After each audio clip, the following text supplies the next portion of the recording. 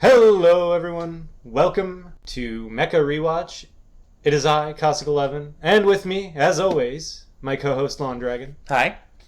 And boy howdy, do we have some episodes today. Episodes 23 and 24. We're back on ending on even episodes here because we had to watch episode 22 twice last week. Turned out well though, we ended on a good cliffhanger this time. Oh yeah, no, fantastic cliffhanger. But first, we have to go through episode 23, Duo Gets Owned.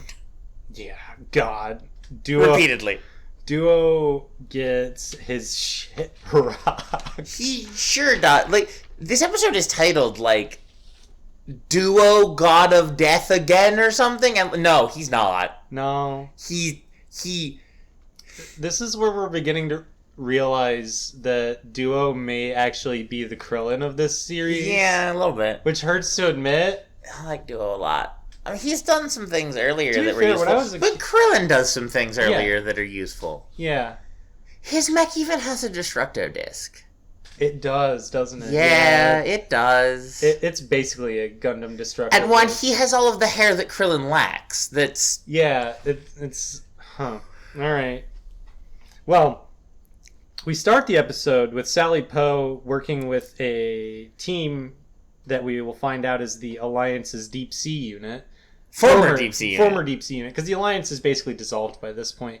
These guys have just been... We keep saying that, but there keep being more Alliance forces who are still fighting. Like, every other episode, there's another Alliance unit that is still in the fight. And I'm sure that there will be many more crawling out of the woodworks. Yeah. It's kind of like Xeon from... a little bit. Because notably, they didn't lose that station last time either, so they're still around. I don't think the Alliance is defeated. No, but some of their units have had to go to ground, and the Deep Sea... Yeah, the ones on Earth, in particular, have had to. The ones in space, it seems like the Alliance is still extant, and on the ground, it's like guerrilla units. Yeah, it is guerrilla units. And the leader of a lot of these guerrilla units is Sally Poe. Sally Poe is quickly becoming, like, the Che Guevara of the current Yeah, she's like world. The rebel leader. She's, She rolls around from continent to continent, linking up with rebel factions, setting them to do things. She also seems to be becoming the Carmen Sandiego of us. Yeah, because they share a bunch of intel photos where they're like, yeah, this Sally Poe's just been rolling around, like... doing stuff. Whipping up militia units out of nowhere and doing random things. They have a very cool, picture of her in sunglasses. And a baseball cap, looking over her shoulder. It's very... The rest of her outfit does not change. It's just the hat and the hat and the sunglasses. Yeah, well, it's very like when Captain America is undercover. Yeah. He puts on, sunglasses and a baseball hat. Yeah, well, it's the classic Marvel thing. The only thing she's missing is the hoodie. Correct. Not wearing a hoodie. You need a vest. It's similar. Yeah, she look, because the classic Marvel disguise is a hoodie with the hood popped up over a nondescript baseball cap. Must be nondescript. There's no logo or anything on it, which in and of itself is weird. Right, that would mark you as immediately suspicious. Who wears a baseball cap with nothing on it? Yeah, do they sell those? They do. I have one. Why? Are you secretly moonlighting as a rebel leader and or superhero? No, it was on clearance, and I needed a new hat. Uh-huh. No, okay. literally. I'm not a superhero. Stop looking at me like that. No one would own a hat like that if they're not secretly a superhero and a rebel leader. People make that joke when I started wearing that hat to work when I was working at Walmart. No, but it and sometimes sunglasses. Not even always sunglasses, just sometimes sunglasses. Yeah, sometimes sunglasses. Usually Tony Stark has the sunglasses, but that's apparently because all of his sunglasses are linked to all of his tech. Yeah, which makes sense. He's got Google Glass. He's got much better than Google Glass ever was or could hope to be Google Glass. Well, this is not an MCU rewatch. So, no, there's a podcast for that. There is many, but one that I know. So anyway, they're in this submarine. Yes, and they are going to find the 01. Yep, because as you will recall, Hiro just left it at the bottom of the lake. Ditched it at the lake or the ocean. Actually, I think it was the ocean. It's underwater. It is underwater. Deep underwater. He abandoned it underwater because he couldn't be stealthy with it in space. Sally Poe expresses doubt in this decision. She's like, why would he leave his Gundam here? Right. It's like, well, we've seen what happens when they try to use their Gundams. So... Yeah, look, Sally, you may not be up to speed on what's going on in space yet, but we're 2 Gundams down in space already. You also may not be up to speed on the thesis of this show, which is that the weapon is the pilot, not the machine. Mm-hmm. Although... That's like the overarching thesis of this entire show. That's why the mobile dolls are a thing, right? Because it's all about the pilot, right? The pilot makes the machine, not the other way around. Yep. Yeah, and they ambush a bunch of Oz cancers who show up also looking for Gundam 01. Yeah, and then they deploy, they ambush them, it's over very quick. They dumpster them. The Alliance Deep Sea unit is like, they're good. You say good, they fire a bunch of missiles at men who aren't looking, or torpedoes at men who aren't looking, and then it's over. There's not like a fight. I mean, figuring out... They've done more than any Alliance unit. Yes, they competently sneak around and stuff, but it's not like there's... Look, you have... Yeah, that in this universe is exceptionally talented. Alright, yeah, no, that's fair.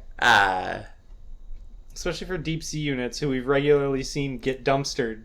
True. In this show, so... This time Death Scythe didn't show up and kill them all. Well, maybe they would have just stayed hidden from Death Scythe. Maybe. No. Sally recovers 01. We then cut to Dr. J explaining colonialism in one sentence. Sure does.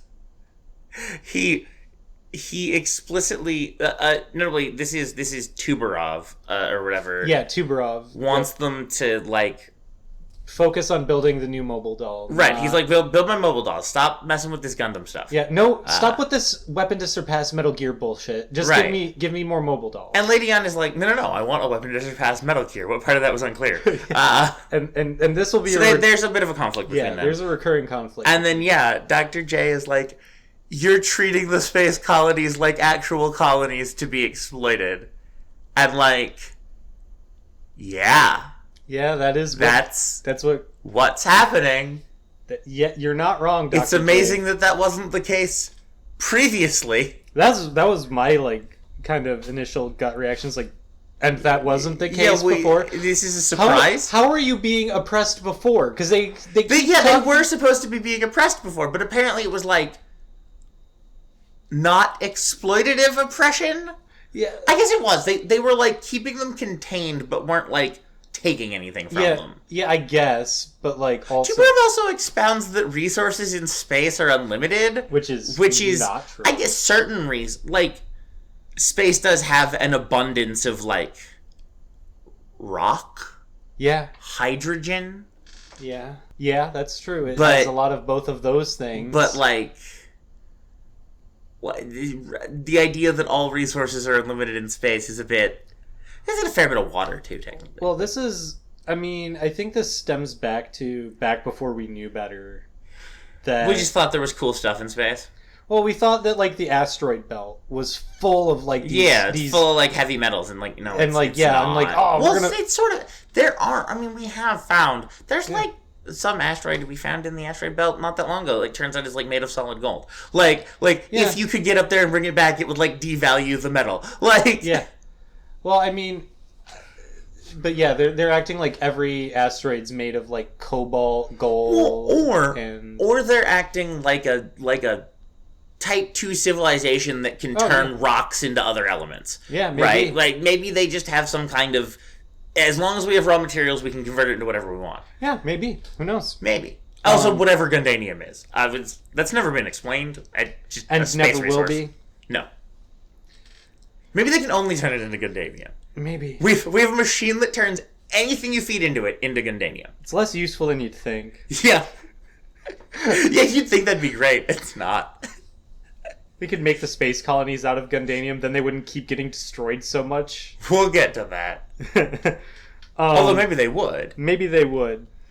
Anyway, we get that brief exchange between a bunch of different people about colonialism and space resources. And then Tubarov and the the effectively look, they're just British. They're British nobles exploiting colonies. A little bit, yeah. The Rockefeller Foundation is just 1800s Britain. Yeah. The important thing here is that Tuberov and Lady Un disagree about wildly. Yeah, about how which to direction. do anything. Which we already kind of knew. We knew Lady Un didn't like the mobile dolls very much. Well, and we also knew that Trey's didn't like the mobile dolls, and Lady Un is very firmly like Trey's faction. Sure is. And That hasn't changed.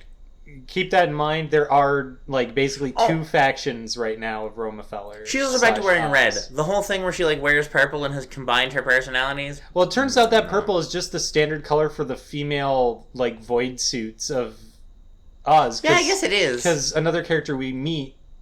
Look, it was thematically cool last episode, and now it's just. This is the first time we're realizing that that's a standard color for the female outfit because there's only been 2 female officers of 2 female pilots. Yeah, because we've never seen like Noin in a void suit. Not yet. Not yet.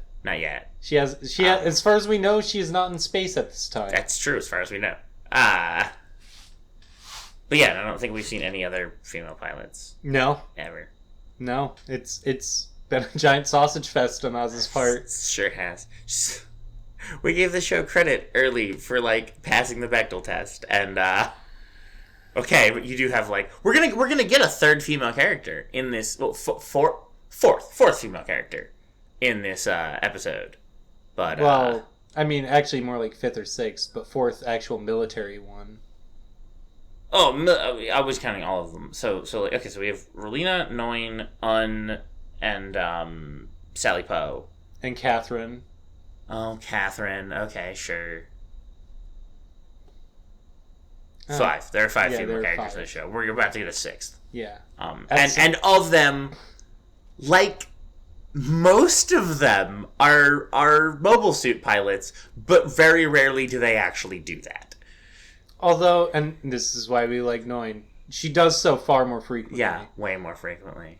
Well, Sally Poe, I kind of get, because she was never really a mech pilot first when she was shown. She was very much a staff officer. Yeah, and she's still doing military stuff. It counts. Yeah. But I don't know if we see Hildy drive a mobile suit after this. I'm not sure. So, speaking of which... Lady Un could also get in the robot more. Yeah. So, then we cut to Miliardo talking to a bunch of suits who are presumably... Who are in a dark room, and it's very, like... It's very World War II briefing, where they've got the dark room with the projector. And this is where we see those shots of Sally Poe, because they're like, see this chaos on Earth? This is why the colonies have to arm themselves, which is an interesting... Yeah. They make a few salient points, like, for example, conflict on Earth affects us in space. True, it does. How could it not? Right. And their response to that is to militarize. Which is not unreasonable. Yeah. But this show has a second thesis, which is that militarization is bad. So they are in the wrong. A thesis that I would argue current events is kind of... I don't know. Proving wrong a little bit? This show has a very... I think we talked about this last episode, right? Like, it has this very mythical attitude towards the idea of pacifism. It does. Right? I think I compared it, and I will compare it again to the vegan in Scott Pilgrim. Mm-hmm. Like, as long as you can maintain your pacifist powers. Yep. It's weird. It's weird. It's very odd. But I get what it's a theme. Yeah. It's what it's going for. Miliardo currently has his peace powers. It's currently, and this scene goes on for a while. Yeah, and he's trying to get them to not be militaristic, and they're like, no, dude. And they keep restating their point differently worded multiple times. Oh yeah, the guy says the same point like 4 times. It's not even a back and forth. He just talks himself in circles like 4 times. It's very weird. Yeah. It's not good dialogue. It's just not good dialogue. It's like the dialogue at a congressional Senate hearing. It's worse. I think it's worse. Yeah, it is a little worse. Yeah. Because again, he just kind of restates and restates. It's not like he restates and then someone pushes back, and then he restates. Right. It's just restates. He restates. For the benefit of someone.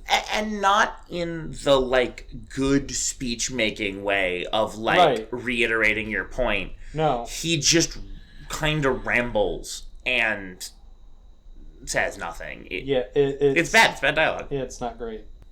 Now we cut to something far more interesting, which is Duo kind of chilling, listening to a radio broadcast at a spaceport.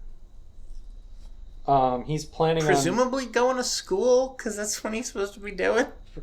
I don't think he is. I don't think he ever went to that school. I don't know. He's not wearing his school uniform. There's a bunch of other kids around. That's why I think maybe he went to school. Although there's not. It's a spaceport. There's just a bunch of people around, but there's not really any other kids. Anyway. This is where we will meet our new female character, Hildy Schneiker. What a last name. At least I think that was Scheiker, I think. Scheiker. Scheiker sounds cool. It's Hildy Scheiker. Sure. If any of you are German or have lived in Germany for an extended period of time, is this just like the Sleeve McDykel of German names? I don't think. Is this Heidi, maybe, but not. Like Hildy is a name. Yeah. Usually a diminutive of something else. Yeah. And Scheiker sounds like a last name. But then again, some of the names of that like one baseball game that you get the Sleeve McDykel thing from do sound like real names, even if they're not at all. I don't know. But yeah, and she decides she's gonna use. Oz is apparently down on its recruiting quotas, or maybe is a pyramid scheme. She attempts to recruit Duo. And she's gonna recruit Duo. Using her cute girl powers. If we ever do an abridged series of this, we absolutely need to have her do the whole like multi-level marketing scheme thing where she's like, "Now I just need you to recruit, if I recruit three more people. I just need to recruit 2 more people, and you need to recruit 3 more people, Duo." Yeah, you recruit 3 people, and you get a better mobile suit. That's how it works. You start in a Leo. You go up from Leo to Aries. Aries. And then you go from Aries to like a Tauros. Yeah. But anyway. Yeah. They talk. Duo is not interested in joining the Oz military for obvious reasons. Yeah. He's not Shocker of shockers. Quite Troa. He's not gonna Troa this. Well, then he attempts to Troa this. Well, he doesn't really attempt. No. He. Well, because he He eventually says, "Okay, maybe I'll do it," and she's like, "Great, like ASVABs are in a week." And he's like, "Oh, I'll be there, baby." Yeah, he sure does do.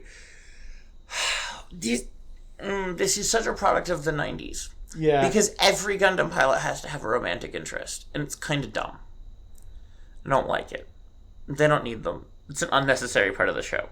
I think the only one who doesn't is Wu Fei. Especially because they keep, like, when's the last time we saw Troa's romantic interest? Where is Circus Girl? Does she ever come back? I think she does. Yeah, I'd believe it. But the I sure Circus don't will remember. Randomly show up again. I am certain of it. But yeah, and same with this character is Duo's now. Obviously, Relina is a real character. Wu Fei, I don't think has one. What's Sally Poe, obviously. Oh, right. That's clearly Sally, but he's into MILFs. Fair enough.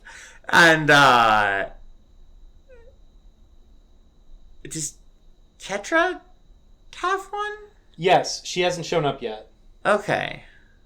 Yeah, sort of. okay. Sort of, he does. He had his weird, very familiar relationship with his sister, but that doesn't really count. Although... Who, by the way, was not ever revealed to be alive. I think she died there. I am going to go ahead and say she died there. Yeah, she died. She's dead. Dead. Hey, look, it adds even more fuel to Ketra, what's about to happen with Ketra. Oh boy, we'll get to that. Oh boy. Oh, Ketra. But yeah, okay, so he's like, alright, I'm going to go join the military because a cute girl asked me to. That's not actually what he's going to do, but that's what he acts like. And then, so then I think we actually go directly to... We have a quick flash of Wu Fei in cuffs as he deserves. That's talking to Hito, And then we have Troa doing the actual work of the Yeah. Like, Wolfie and Hiro are just kind of chilling in the cell, talking to each other. Like, what to do? Like, I mean, yeah, but also like they're not planning or anything. well, no, They're just as has been established, people can just get out of these cells whenever they want. Oh my god, yeah. So they could be doing stuff. They're choosing not to. Yeah, they're actively choosing to just sit tight. And Well, wait. interestingly, they will be unable to get out of these cells later. So Yeah. that's something. But the 5 scientists managed to just leave their cell. Yeah, the 5 scientists just do whatever, man. Yeah. They're like little gremlins on the space station. Also, every time the 5 of them are presented together, they have the most evil villain team pose. And it's so... yeah. It's not helped by their character design, because their character design looks like an evil villain squad. Literally. No, you don't understand how much like a villain squad these guys look like. Well, and part of it is that the actual villains in this show don't look like villains, with the exception maybe of Lady On. Lady On looks like a villain. Yeah. But everybody, like... Trace doesn't really look like a villain. You know, I guess the mobile dolls look like villains. Tubarov kind of looks like a villain. Yeah, Tubarov... But he's still got more sort of going on with him than is typical. But these guys look like a villain. You've got the big hair one, and the bald one, and the one with the claw. Like, they're a villain squad. And then you got the one with the weird... The one with the prosthetic nose? Yeah, and they look like a villain squad. And the one that looks like the penguin. Yes, and the one that looks like the penguin. With the mustache. I shit ye not. That, like, what was his name? Instructor M or whatever? Yeah, something like that. He looks like it's Ketra's engineer. He looks like he's the penguin. Friggin' penguin. He looks like the friggin' penguin from he stepped out of the pages of a Batman comic. But yeah, you could put these guys next to like the Ginyu Force, and they would not look out of place. No, right? It'd be like, yeah, it's a villain squad. Especially, they all have the same white lab coat with like the same like undershirt and pants and everything. Like, again, yeah, they look like the Ginyu Force, or like the 5 evil wizards that will be the antagonists in this arc of Fairy Tail. Like, they're a villain squad. Yeah. Well, and in this show, in this episode, more than any other, they act like it too. Yeah, because okay, so that's later, but we'll get to that. We will get to that. So then we go. So that's when we cut after Troa expounds some stuff. He drops some exposition on us.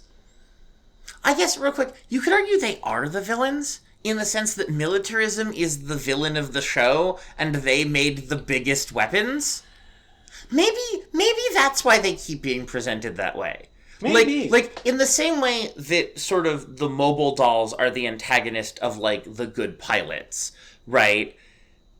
The scientists are the antagonist of Milliardo Peacecraft, right? He wants peace, and they are the military-industrial complex. They are, manifest weapons designers. They're the Oppenheimers, right? Who are the antagonists of peace. You may have you have a real good point there. So maybe that's why they're presented like a villain squad. That is a distinct possibility, for sure. I think that has a lot of merit to it. So we get to Duo, who shows up to the what at first it looks like to us, we're like, because this show is really bad about how time passes. Yeah, it is. It kind of, we see Hildy at this like military facility, right? And he shows up and sort of presents like a paper. Yeah. And he sort of like shows it real quick, and then pulls it back, and the guy's like, "Sure." The guy's like, "Yeah, whatever, that checks out. Yeah, I'm not paid enough to give much of a crap anyway." And then as he's getting on the like transport shuttle or whatever, Hildy's like, "Wait, I said it was in a week. You can't be here now."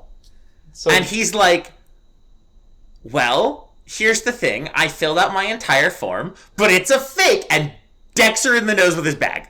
Like, he's like, "I've been discovered. Shit, go loud." Yeah, and just like knocks her out, jumps off of people. It's apparently like low gravity here or something, which I guess makes sense for transport. And steals a Leo. Yeah, he steals a Leo. Flees in the Leo, like pointing a gun at them. Doesn't shoot them. No, because he doesn't want to fire the gun in the colony. Sure. Well, that's what he states. Yeah, but sure. Oh boy.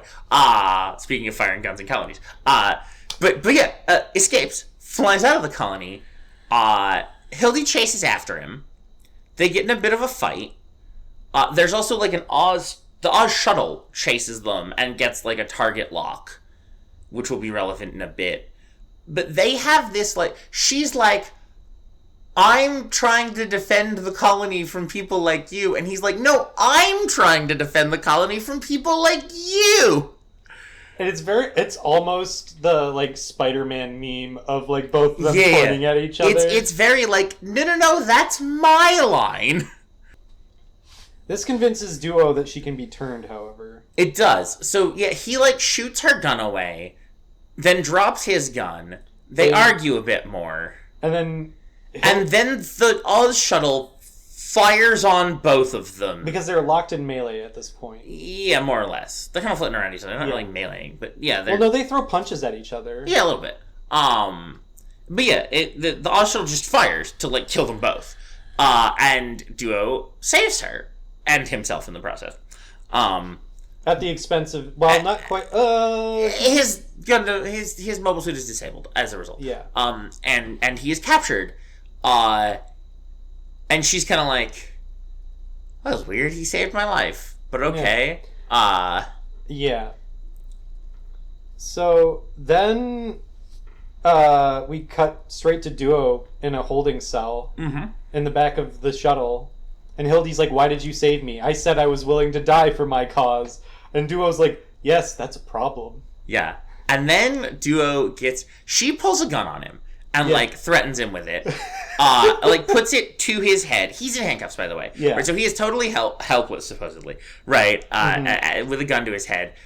And he's like, you can't kill me in any way that matters. I'm not threatened by you. Yeah, he basically goes through the whole, I'm not threatened by you. He doesn't say, "Oh, you're not going to shoot me." He doesn't say, you don't have the, will to shoot me. He's just like, you can't. He's like, you're not good enough to be seen as my enemy. Yeah, because she literally is like, I'm your enemy, why did you save me? And he's like, you're not skilled enough to be my enemy. And yeah, he was holding back, she does not realize how much he was holding back in that fight against her. Yeah, he sure was. So yeah, which is an interesting concept, right? How far beneath you in skill does someone have to be before they're functionally a civilian? And so she gets some food for thought. Yeah. And then goes out to her commander in the front of the shuttle. Yeah. And asks some pointed questions about what's going on here. And he's like, well, our mandate is to kill these rebels if we have to. And even at the cost of our own lives, should it be necessary. And he's like, yeah, you gotta die for the cause. Well, and she's like, okay. Well, also because she asks, when you fired on it, were you gonna kill me too? Yeah. And he deflects hard. He quasi-deflects, because he's yeah, sometimes you gotta die for the cause. Sucks. He doesn't say it that nonchalantly. He actually, gets, a very firm, commanding officer tone with her. As in, do not pursue this line of questioning any further. Yeah, but the important point is that he tells her that, yeah, you're expected to die. Yeah, which is... It's one thing to be willing to give your life for what you think is a worthy cause. It's another thing for your allies to be willing to kill you for their cause. Yeah.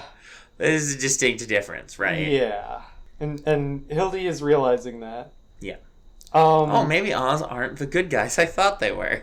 Then immediately after that little bit of food for thought has been given to her, she's got a banquet of food for thought right now. Sure but she doesn't have time to process it because the shuttle is already because I'm just thinking apart. This is a prison shuttle. In a show like this, no prison shuttle ever makes it to its destination intact. It's just not allowed. And it doesn't. Immediately something explodes. And it turns out it's Duo, and he's stealing another Leo because he's stealing the same Leo because it's got the leg missing. You're right; it doesn't have the leg. It's the same Leo. He is stealing the Leo he stole again, having just removed his cuffs. And literally turns out he twirls really the cuffs around his finger. Turns out he really wasn't threatened in that scene at all. At no point was she actually a threat to him. No. And he knew that. He's he knew it. He steals it again, and is defeated. And Hildy's like, "Hey, Duo, what are you doing, man?" Yeah, there's a very weird scene where she's like, Duo, don't do this. What are you doing, Duo? What are you doing, Duo? And then he, like, blows a hole in a wall and leaves. And, like, yeah, of course he would. He literally warns her, too. He's like, hey, I'm about to blow a hole in this Yeah, because he's like, hey, you should close that airlock before, like, I blow a hole in this wall. Yeah, if you don't want to die. Yeah.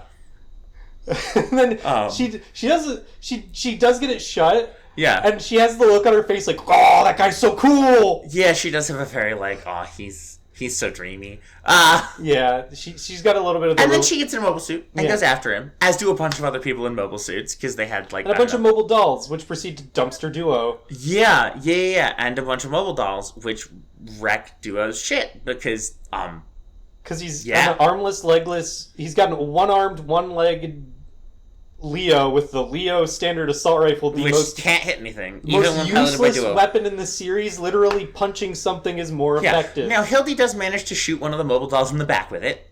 Yeah, so Hildy is officially, hit like S tier mech pilot in this series because she's actually managed to down something with the Leo standard in the back while rifle. it wasn't suspecting, but sure, fair. I think that's the only time we ever see that weapon be effective. You're is right. Shooting people in the back.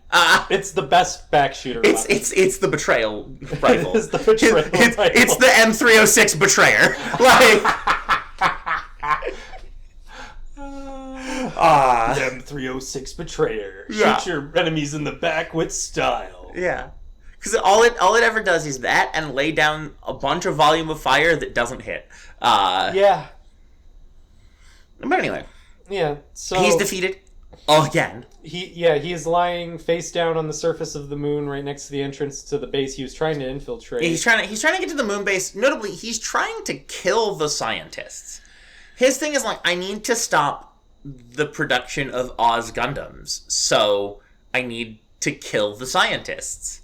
Because they're the villain squad. And, then Hildy saves him. What happens to the other two mobile dolls? Because she shoots one. She takes vigorous fire from both of them, and then Duo... escapes. But unclear what happens to her after that point. Yeah, unclear. Because he just kind of leaves. Yeah, and the scene ends. He, kicks his emergency thrusters to, blow him through the door of the base. But presumably, they know she's a traitor now. And also...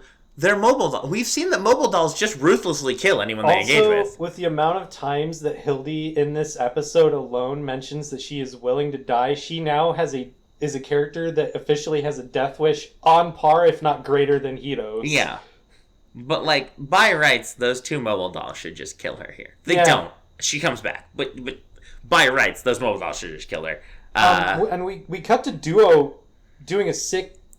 fight through the base. He dives, does some combat fights through the rolls. base. He, takes some guys out. Yeah, there's some combat rolling. And he gets to the scientists, who shine a bright light on him and do their villain squad they pose. Kick on, a job site floodlight. Yeah. And they're like, which blinds him. Duo Maxwell, we've been expecting you. They literally say, the fourth one has arrived. Yeah, they're like, the fourth one has arrived. He's like, what? Oh, and he crucially, he sees Death Scythe and Shenlong. Yeah. Sort of being repaired. And they're like, yeah, we know. These will be ready in a month. Come back then. Well, it's not even that, because they're at first, before that even, they're like, I see you came to here to kill us too. And then he turns and he looks and he's like, wait, you're fixing the Gundams? Yes. Would you like one? Yeah, would you like one? When will it be ready? In a month. Yeah. Come pick it up. On back order. Yeah. Look, do you know how much of a backlog we've got going? We've got 18 sabotage projects on this base alone going on right now. But yeah. Because we can just enter and leave ourselves freely. They will be done in a month. Come back then. Don't die till then. And he goes, okay. And then is captured.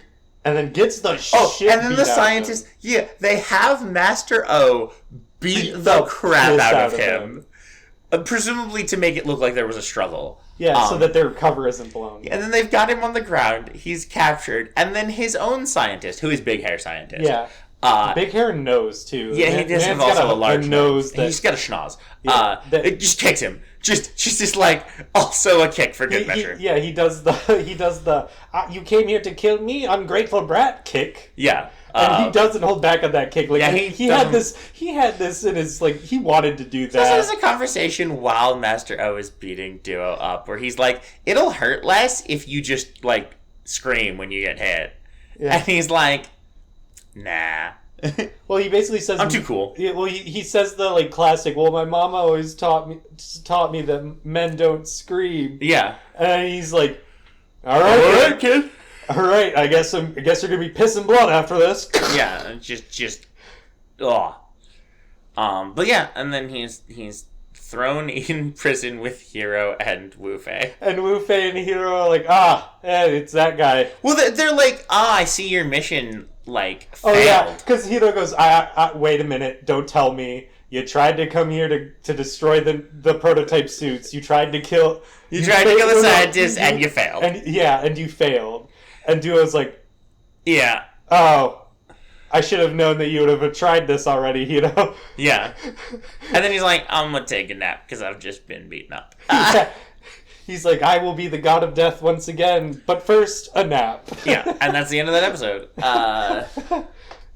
And Duo gets the shit beat out of him again, too, not too long from now. He does, and it's just, these couple of episodes are not kind to Duo's physical body. So then we move to episode 24, and man, this is a good episode. This is a real good episode. This is solid.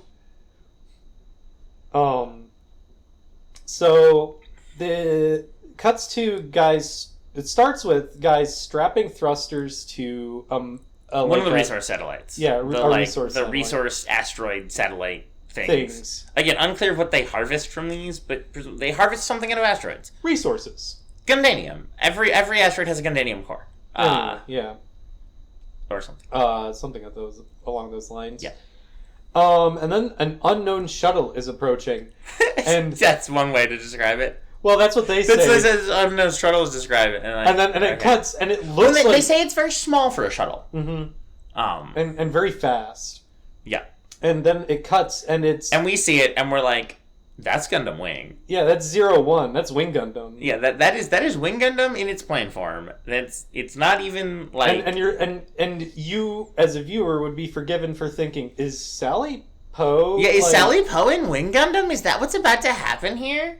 Because I'd be down for that. Mm-hmm. That would be rad. And then it transforms. It gets a full transformation sequence. There's a flashing green light. It's like Sailor Moon.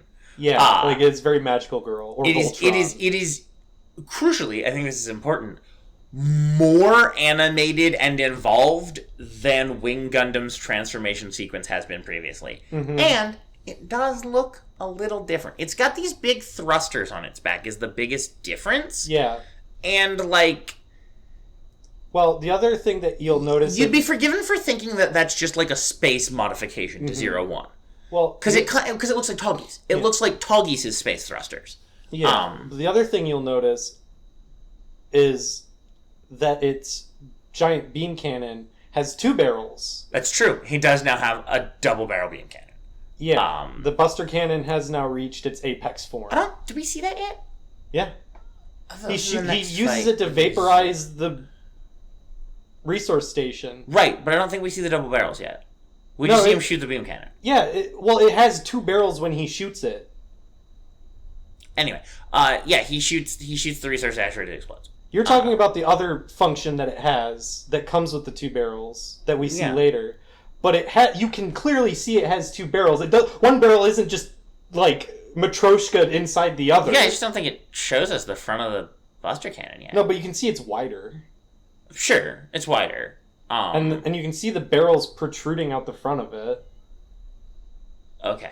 But yeah, it blows up the resource asteroid, and it kind of makes it look like this is normal. Mm-hmm. Right? Because he, shoots a, glowing weak point, and it explodes. And you're like, okay, that's a thing the Buster Cannon could do. Yeah, well, and you're also thinking that, so far, pretty standard Gundam activity. This is an Oz he wiped out some satellite. Leos and blew up a resource satellite. That's almost like early show standard modus operandi. Well, we see the pilot who is in this like dark helmet thing that reflects the stars, and then we see like just one eye, and it's clearly Ketra's eye. It looks like Ketra. Well, and he's also breathing absurdly heavily. Yeah, he's real heavy breathing here. But so yeah, this is punished Ketra. This is punished Ketra has arrived. Yeah. And yeah, that's the scene. He blows the research asteroid up. Yeah. And one presumes in vengeance for his father because they were his father's resource asteroids. Yeah. That part makes sense. Yeah. Let's continue. Then we cut to Tuberov having yet another argument with Lady Yon about...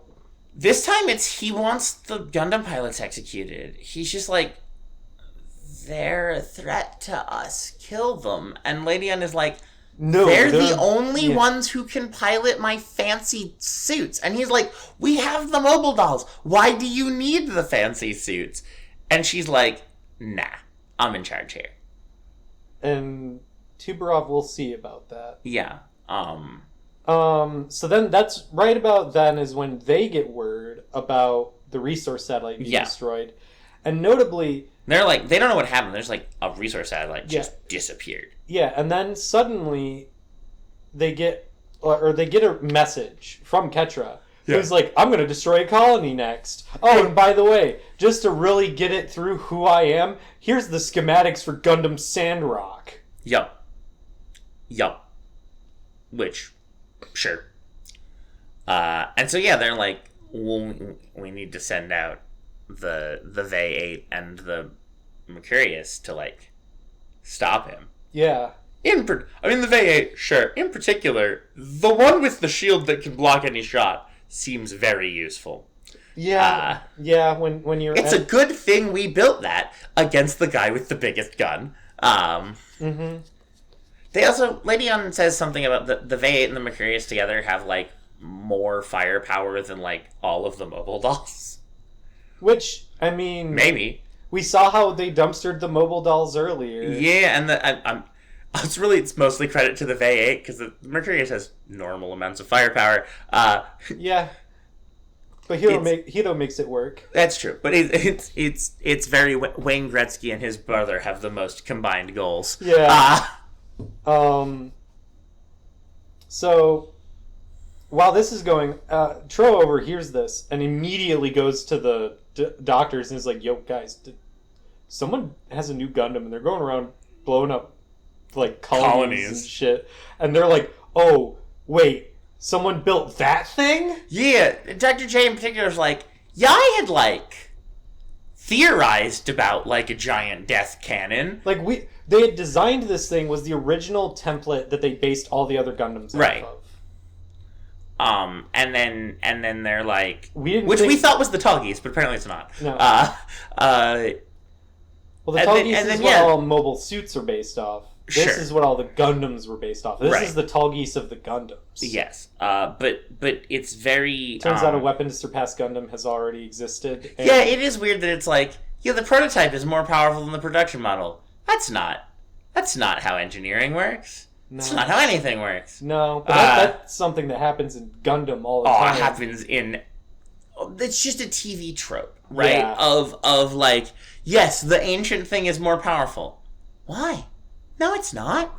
That's not how that works. Yeah. People don't design a good thing and then go back on it. If you want to go back and look, the prototype Abrams is not as good. Not as good as a modern one. Of course it's not, right? Yeah, it really would be like, yes, here are all of our M2A3s. But the M1A1 is twice as powerful. Like, no, it isn't. Yeah, not even the M1A1, the like XM whatever does. Oh yeah, the XM. Yeah, that one is like twice the size and has a bigger cannon. No. Yeah, it has a 240mm smoothbore cannon that can bust 6 bunkers in a row. No, it has 2 railguns mounted on the hull. Yeah, no.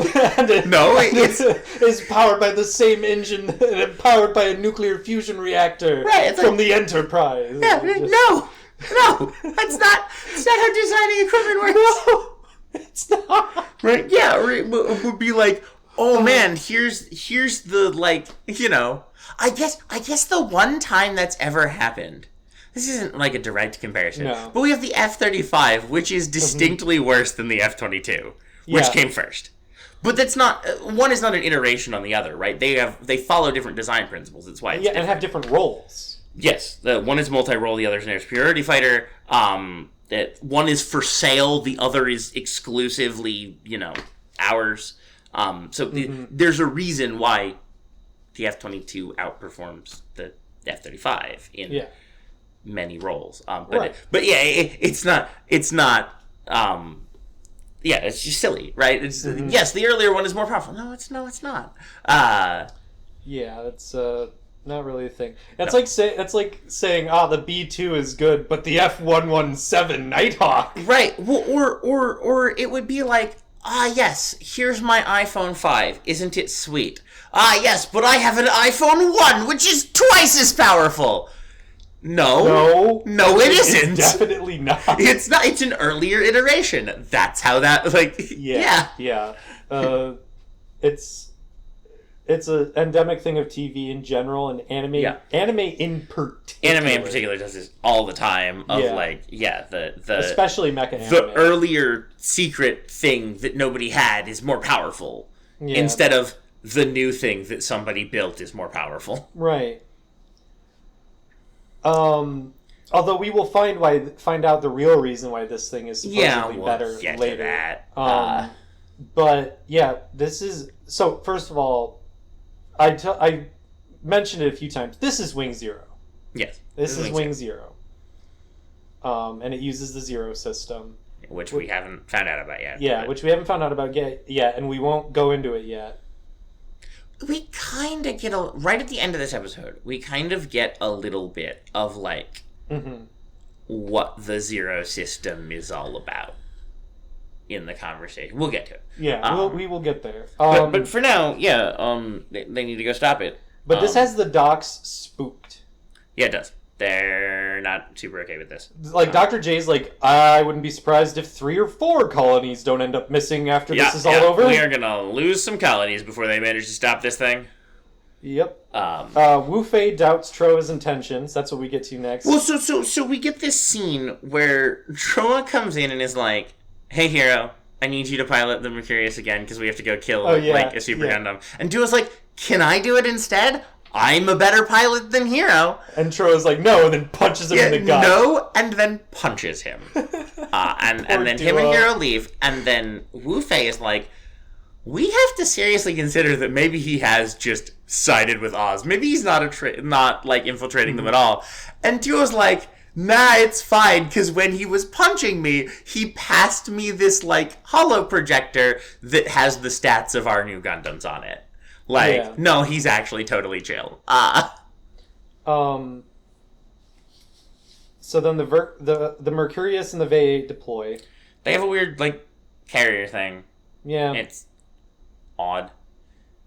It's odd that they need one. It's also not, it doesn't have, big fuel tanks or engines or something on it. Yeah, it does. Not really. On the sides. It's barely bigger than they are. Yeah, but they're big. The actual fuel tanks in comparison are actually big. The side, it has these big cylinders on the sides that are the fuel tanks. It just looks like a harness thing. They just kind of stand on it. Well, they don't stand on it. They lie down on it first. Well, yeah, I mean, they and then they stand depending up on which way you look at it, they are either lying down or standing. They're back to back on this thing. Yeah. And it, flies them there. Anyway, it's for some reason. It's a thing. Don't worry about it. Yeah. It doesn't matter. It really doesn't. Before they even get there, they're like, "Oh, okay, let's get off the thing." Yeah. It does not matter. It's just one of those weird little things that they, I don't know, put in. If there was a model of it, I would have been like, I see, this was to sell models. But there's no model of it. It doesn't even look cool, is the thing. Yeah. Right? What I was expecting when I saw it is, it's going to do something cool, slingshot them off of it. Or something. Right? It's going to, launch them. Catapult deploy? Yeah, it's going to have, some sort of catapult deployment system or something. Nope. No, it doesn't. They just get off of it. It's totally boring. Ketro destroys a colony. Yeah, he does. He straight up, he shows up to a colony, They shoot him. This is where we get that he can split his double barrels in half and spin. Yeah, he can split the Buster Cannon in half. Yeah.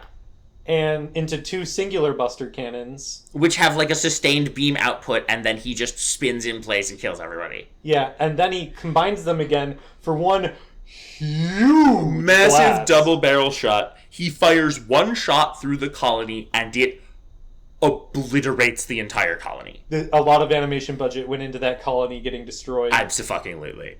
Although, I have noticed, ever since we got to space, the animation is better. Yeah. The animation was bad on Earth. Yeah. Ever since we got to space... With 1 or 2 exceptions, the animation was bad on Earth. Yeah. But ever since we got to space, animation's been good. There's been way less, like, repeated shots. Just in general, the quality of the drawing is better. The line work is better. Yeah. There's more animation to things They in really general. hit their stride at this point. Well, I'm not sure. It's either that they hit their stride, or that they, like, did those early scenes with a different group of people. Maybe while they were trying to put out pilots or something. It might be that. It could also be that... Because it worked a little bit differently in the 90s than it does today. Yeah. They might have had a lower animation budget until the show proved that it had legs. Possibly. It's also possible that they didn't do it all in order. Well, because I'm thinking about this. Did this come out alongside Zeta Gundam? I'm not sure. Because if it did, maybe a lot of the reason the early episodes is because they were still wrapping up Zeta Gundam. Yeah, and then they got some of the artists from that. Because again, it's the space stuff that looks good. Yeah. Right? To me, what it feels like to me, this is maybe not what happened, but what it feels like to me is that the artists cared more when they were drawing the space scenes. They were into drawing these scenes in a way that they were not into drawing the Gundams messing up a naval base on Earth. And I can get that, because space and Gundams are like right. This is the part of the show that the people who make this show actually like. Mm-hmm. Fair enough. But it is definitely noticeable that the animation is much better. Yeah, absolutely. I agree. Well, and then we But yes, this colony is obliterated. Everyone on it is dead. It's gone. Well, notably, he makes a big show of, like, telling everyone to evacuate before he annihilates the colony. It's true, he does. Even Punished Ketra doesn't want to cause mass casualty events. There's still a lot of people on that station when he blew it. Did they actually manage to leave? It's implied that the civilians left. Like, we don't see people screaming and running through the streets when it gets... I guess they don't give us that much of a granular shot of the streets anyway. They give a couple, though. Yeah. Well, and when we see him the next time, there's no people around. Because he actually, the next one he destroys, he, like, goes inside. Because he wants to rage room a bit. Yeah, but and there's not, like, when he steps on that playground, he does not also step on a bunch of small children. Yeah. Which other Gundam shows would have absolutely had him do. Would have absolutely had him crush a child. Yeah, wait till we get to Victory Gundam. Yeah, so notably, cut back to Troa and Hito's like, hey, weren't we headed in this direction? And Troa's like, oh, the colony's gone now. Yeah, that colony is now gone. We have to go protect a different one. he has stated that one nearby has that we happen to be close. He's like, this one's next. We're gonna go there instead because we did not make it in time to save that one. And Hito says without saying, I have a bad feeling about this. Yeah. But that's okay. We get that line. They have a little bit of a discussion about what they're gonna do when they meet him. Yeah. Because they're like, okay, so he's destroying colonies. That's bad. Maybe we need to take him out. And they're like, I think it's, Troa is like, yeah, I mean, we might actually need these Oz forces. They are currently the ones trying to save the colonies from whatever this is. Yeah. Maybe that's okay. Well, and Troa notably also states they'll, like, I want to try and talk him down. And Hito's like, okay, but I don't think it's going to work. Yeah, I don't think that's going to work. I think... Yeah, because all the Gundam pilots know that it's Ketra doing this, right? Well, and they talk about, like, well, here's what we'll do: is we'll fight him, and if his Gundam sucks, then it wasn't going to be helpful enough anyway, and we'll just beat him. And if he's strong enough, then he'll kill all the Oz guys, and we'll be on his side. Yeah, and yeah, Because the implication is, if his Gundam sucks, then we'll just put him in jail with the other Gundam Right. pilots We'll do the same until thing with the everybody doctors are done building him a new Gundam to surpass And if his Metal Gundam Gear. doesn't suck, then it doesn't suck, and we're back in business with the whole Kill Oz thing. Yeah. Duo and Wu Fei also... Well, Wu Fei in particular literally says, I have a bad feeling about this. He sure does. And then it cuts to Tuberov, who walks into a room and says, "Are these the air controls? Are these the air controls to the prison cells? Why, yes, Mr. Tuberov, they are. This lever right here turns them off." Yeah, the guy literally just... Because he goes, "Is this the room that controls the airflow to the prison cells?" And the guy goes, "Absolutely, sir, it's controlled at this console." And he goes, "Great." Yeah. Pulls the lever down. And the guy's like, what are you doing? And he's like, "Your lady Un is too soft." And we're like, "Excuse me? Have you met this woman? Have you seen what she's done? Have you, like, are you, how could you possibly describe her as, of all adjectives?" We haven't seen Commander Nicole since she pointed a gun at him. Sure haven't. Like, she probably... And something tells me Tuberov's not long for this world either. No. But yeah, he turns off the air, and then Wu Fei and Duo are like, "Oh no, we're running out of air." Well, Duo is freaking out. Duo's like, "Oh no, we're running out of air." The doctors are like, this is a mild inconvenience. Yeah. And Wu Fei is just like, "I am like the martial arts man. I will enter my Zen mode where I don't need to breathe. And I will just focus on reading every single technical and memorizing every single technical detail about my new Gundam." And notably, Duo is not upset that he's going to die. He's upset that he's going to die in a lame way. Yeah. He's like, "Wow, this is a really stupid way to die." Yeah. And then we got back to the fight because we're done with that now. It's fight time. Yep. We cut to Ketra wrecking some buildings, and he's in a colony, like punching buildings, and he gets angry at a Ferris wheel. Like, yeah, gets very offended that there's a Ferris wheel in a colony. Like, colonies don't need this. Oh, when was that conversation that Duo had about the smiles? Oh, that was last episode. We totally skipped over where he was like, "The colonies used to smile, and now they don't, and I was going to bring their smiles back, but they don't want to smile." I only mention it because it's kind of relevant to this. Yeah, because Ketra is like, "No, they should not smile." Yeah, and Ketra is like, "The colonies do not deserve joy." And then, notably, one of the establishing shots on this colony, they have, like, medieval windmills. Not even modern windmills. They have, like, Holland windmills. Like Don Quixote tilts at them. Presumably they grind grain into flour. Windmills. Yeah. On their space colony. Which, for those of you who might not know, that was what windmills were originally for. That's the mill part of the windmill. Yeah, that's what the windmill's for. But it's very, like, why? Who built those? It's a controlled environment. Whether or not there might be weather. There might be weather control systems that would cause there to be wind. I can only assume that this was the Dutch colony. Yeah, but the wind that you make would take more power than you would get out of the windmill. Just use it to do whatever you're going to do with the windmill. I agree, it's silly. It's maybe one of the silliest things I've seen in the show, is of all things to draw in the background on your deep space colony, windmills. The only thing missing from that shot was like the classic da da da da da da. Well, speaking of music, we're about to get to. So he punches himself. The Leos who've like gone in the station to find him, because again, there's no people around. Yeah, because notably Troa goes, "Send in the Oz guys first." Yeah, he sure does. Send in the Lemmings. And they find him, and Ketra like flies outside to fight them. And then we get a fight that starts with like smooth jazz. And yeah. And it transfers off of that. It gets to be more of a like fight music. But it starts with him like killing all these Leos to the dulcet tones of the trumpet. Like, yeah, and notably because some of you may be thinking, "Oh, jazz, so it's like Thunderbolt, Gundam Thunderbolt." No, it's not free jazz. Free jazz and smooth jazz sound very different. They're different subgenres of jazz. Elevator music. It is Muzak. Yeah, he is killing people to elevator music, and it's odd.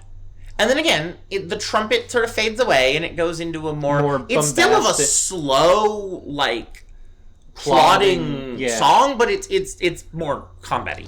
It sounds. You know what? It builds into like the more generic Ace Combat-esque. Yeah. Again, it's totally acceptable after that point. But the beginning 5 or 6 seconds is just why trumpet? Yeah, it's weird. Anyway, he kills a bunch of Oz guys. He does his spin to win attack again. And then Troa goes in and is like, "Hey, what's up, Ketra? Hey, what's up, buddy?" And he shoots him. Well, he's. This is what's important. Is he's like, "Please don't come near me, or I'll like kill you." Well, first he just says, "Don't come near me," and then and then Troa's like, Ketra, buddy, what are you doing, man? He's like, "No, don't come near, or I'll have to hurt you." And then he goes and he comes closer. He comes closer and he shoots him. He shouts like, Ketra blows off half of the V8, which is fascinating in and of itself because that gun destroyed an entire colony, but only like. And also, with his we know transferable shield. Yeah, we know that he can use his shield to block for others, and he doesn't do that. And if I were Troa, because Troa's like, Ketra, what the heck's going on, buddy? Like, he doesn't get angry. He just what's going on? What's going on? You got something going on, man. And I would have been like you. See, and me in that scenario, I would have been like, Hiro, what the fuck? Right, where was your super shield? This is literally why we bring you. Yeah. But anyway, then Hiro does use the super shield because he charges in. Ketra also like snap fires at him, and he actually uses the shield to block. And also because Ketra keeps saying, "Don't go near me," and Hiro goes, "Is that the only thing you can say?" Yeah, and he draws his sword and swipes off the Buster Cannon instantly. It's like, no, screw that. We're done with that weapon. Like, stop it. No more of that nonsense. Right. We are done with that. That was too much. And then they're about to have a sword fight, and the episode ends. Well, and Hiro notably states his intention to kill Ketra. Yeah, he does utter his catchphrase, "I'm gonna kill you." Yeah, which means Ketra's perfectly safe. Which means Ketra is the safest person on this battlefield.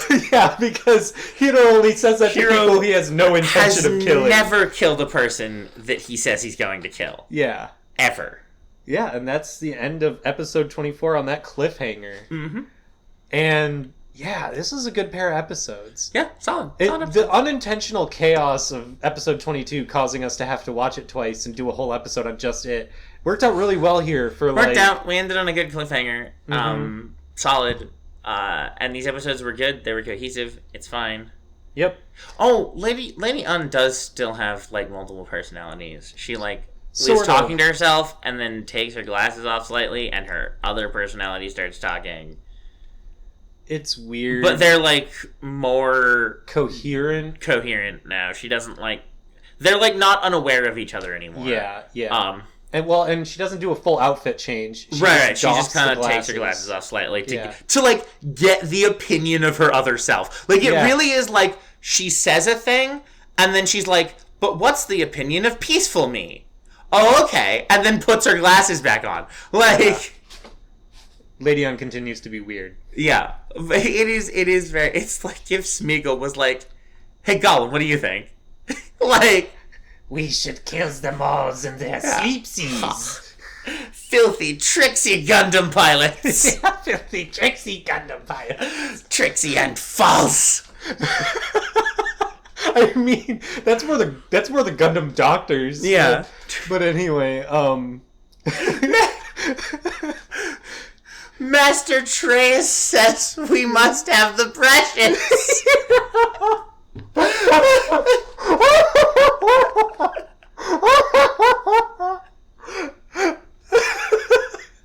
what it is. Where's the lie? Yeah. No, she literally does that. No, literally does that. Yeah. Just not with the weird voice, but yeah. Yeah. Look, okay. If we do an abridged series of this, can we shell out to try to get Andy Serkis to voice Lady Un? At least for these, 2 episodes. If we had that kind of money. How expensive could he be for 2 episodes? It's 10 lines. what, like 10,000, 20,000? Yeah, something like that. We'll never make the money back, but it'll be funny as hell. If we could swing it. Man, he's a nice guy. Maybe he'd do it for free. He might not do it for free, but he might do it for like cheaper. Do it than for like some beer. Like, you know, I could see Andy Serkis being like, "Yeah, you give me like a case of good beer. Yeah, like here's my preferred beer brand." If you come read like 5 lines for us for our silly abridged series we make no money on, and we'll buy you a beer. That would be cool if we ever swing that. I mean, the best part of doing that would be drinking a beer with Andy Serkis. I wouldn't care about the rest of that point. Yeah, I just end the abridged series at that point. Yeah, I'd be telling we're stories done. We have made the best joke. We're done. Yeah, well, I'd be telling stories about how I managed to have a beer with Andy Serkis. Yeah, that's great. I worked in media and I never had a beer with anyone famous. Yeah, well, that's a shame. But anyway, that is the end of this episode. And we will catch you next week with episodes 25 and 26. Probably. Unless one of them is a recap. Or very weird. Or very weird. Yeah, there are a couple exceptions I have to add to that now. All right, until next time. Peace. See ya.